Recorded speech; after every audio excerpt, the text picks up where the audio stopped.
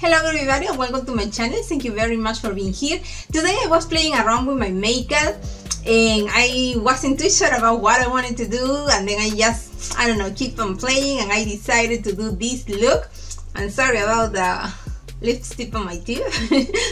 So I decided to do this horror witch makeup that I hope that you like. If it is so, at the end of the video, subscribe.